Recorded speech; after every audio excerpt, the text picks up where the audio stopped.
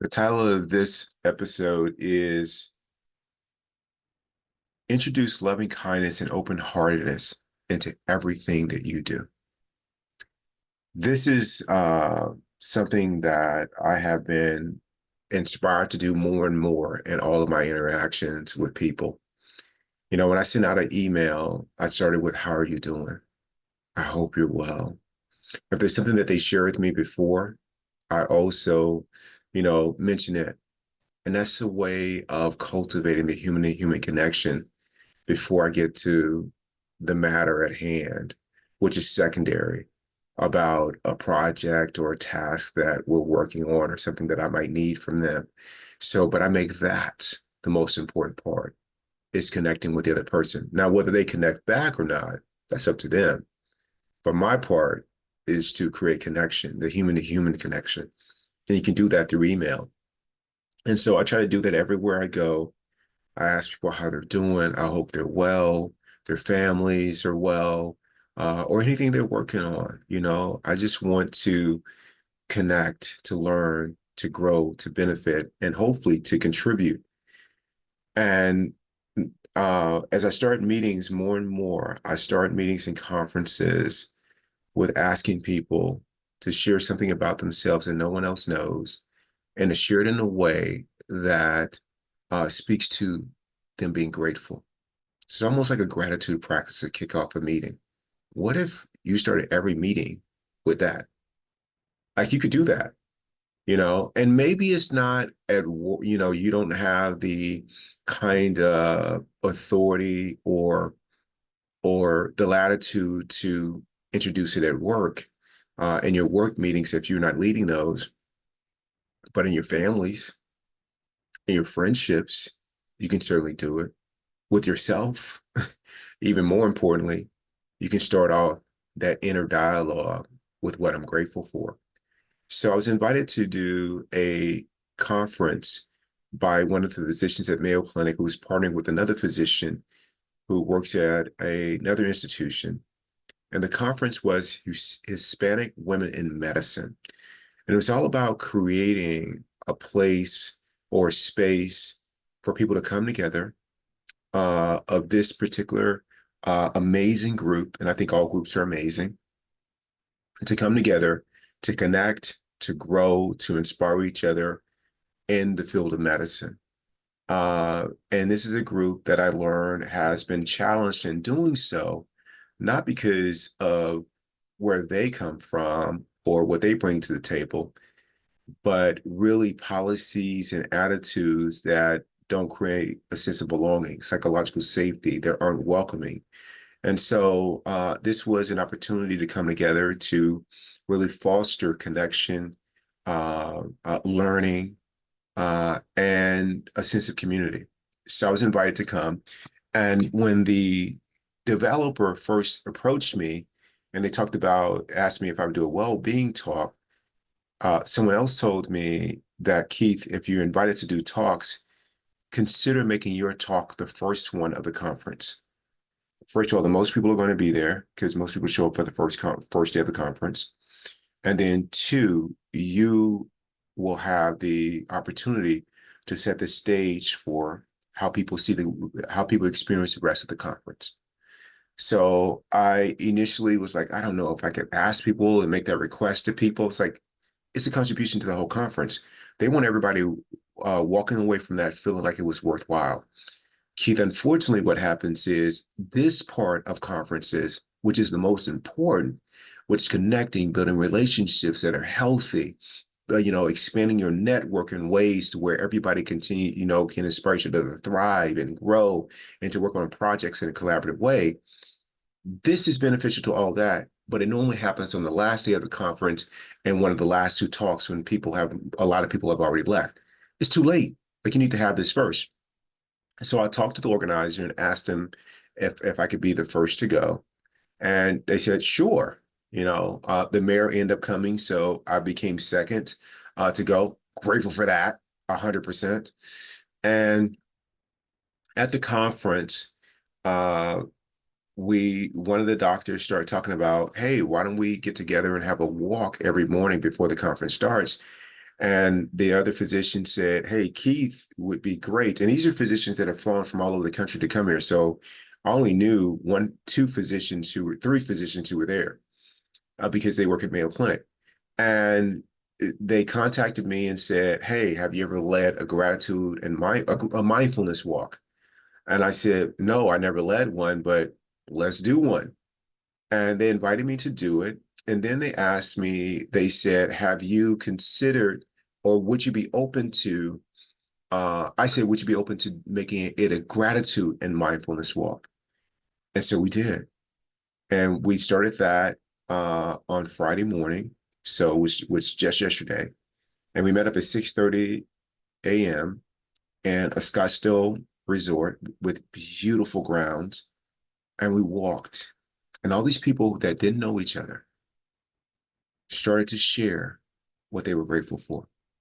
And I kicked it off. And the first thing that I talked about was a story about Mr. Rogers and what his mom shared with him. And what, just a little bit of context and background here.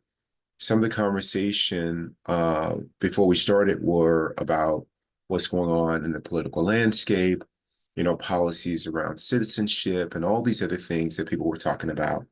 And so, I'm listening, I'm creating a space. I'm not telling anybody how to vote or how they should, think about politics or talk or don't talk about this. But as we start, I talk about how grateful and humble I am to be invited and how thankful I am that they are starting the morning off with this. And it's going to be a wonderful experience. And I can't wait to learn from them and be inspired by what they share. After we do this, I tell them about a story of Mr. Rogers because I think it's fitting based on what I heard uh, leading up to the walk itself, just minutes prior where everybody was gathering and just kind of talking. And I shared a story about how Mr. Rogers was someone who was on the television and he had a children's program in the 70s and the 80s, and he took on some very important topics, especially said in a way that children could understand. And I didn't get a real appreciation for the brilliance of Mr. Rogers until I became an adult. But when I reflect back on it, it was really, really good. And it resonates with me now as an adult. And so he would come in and he would have these conversations about if there was conflict in the world going on, like war, which is present today. If there were differing views in the country about one belief system and another belief system or values that seem to be in conflict, he would talk about that. He would talk about race and racism and gender and everything else. It was great. But the way he did it was one of open-heartedness, of connection, of creating or looking for the commonalities that that threads us all together. And he talked about something that when he was a kid, whenever he would see something scary on TV, like on the news, he didn't know how to deal with it. It would make him very afraid. And so when he told his mom this story of what he was experiencing, his mom said, when you see something scary, what I want you to do is I want you to look for the helpers. Everywhere there's a tragedy or there's something that's going on that's scary, there are people there that are there that are helping. Look for them. And that struck me so deeply that most of my life, when there has been something that has been tragic that's happened, an accident, war, strife and conflict, I'm drawn to the conflict and I miss the people that are helping. And here I am with these healthcare professionals, these physicians, and they're the helpers. And most people miss them. They make their job even harder. And so I thank them for that. And I said, throughout this retreat, I want you guys to look for the helpers. They're everywhere. They're the people that are doing housekeeping. They're the front desk staff. They're your colleague next to you that is holding your chair for you, helping you, grab a bag or do this or that. They're everywhere. They're among us. They're the person that says good morning to you. Is there anything else I can get you? They're everywhere. They're the Uber driver. The point is that you will miss these people if you're so identified or limited by your thinking of how bad of what's going on in the world, that's bad, uh, all these things that need to change, the weight of life, according to your psyche, all those things will cause you to miss the helpers. Don't lose sight of the helpers. When I'm on a pickleball court and my ball rolls into the other court, I say thank you to the person throwing it back to me audibly. That's a helper. That's a helper. I mean, they're everywhere. They big and small ways, they're everywhere. And so this is how we started off the gratitude walk. And as we continue to walk, I asked everyone to share what they were grateful for. And they were grateful for this change in perspective. They didn't know what to expect on this gratitude mindfulness walk because they'd never done one before. But they started to share what they were grateful for. Some people acknowledge how they used to be like a 1.0, like Keith 1.0, or they were a 1.0. But this small, like little snippet that I shared, they wanted to work on becoming a 2.0. Like even now, but when they show up at home, in the workplace, leading people that make up their healthcare team, they want to be that. So as we continued, I am just being poured into by this gratitude of what these people are sharing, these 8 people are sharing with me. And so I conclude the day, I say goodbye to them, I come back later that morning for a talk. I am totally inspired the whole day from them and other interactions that I had during the day. And the next morning, I'm very fortunate to my colleague and friend, Christina Harris, who taught a class at ToBeRe, which freed me up to go and do day 2 of the gratitude walk with this group of people during their 3-day conference. And we started out the same way, but this time the group was 2.5 times the size it was the first day. They had been talking about the gratitude practice that we had. And so now these are professionals, they're surgeons, they are, pulmonologists, they are, psychologists, and, every field, every subspecialty in the medical field, they represent, and they're showing up there. And so I encourage them to take this way of starting the day back to their institutions, to their teams.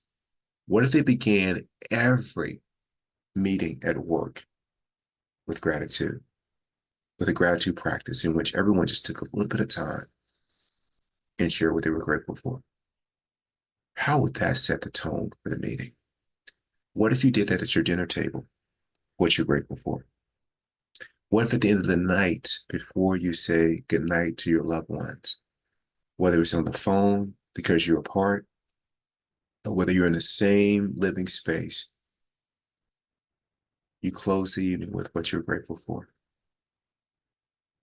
How would that be amazing? I encourage you to give this a try. I've done my share of conferences where I go, I learn something, I think it's great. I take pages and pages of notes, and I don't implement any of it. How about doing something that you can implement and work and that will have a benefit to you and others? This is what this is.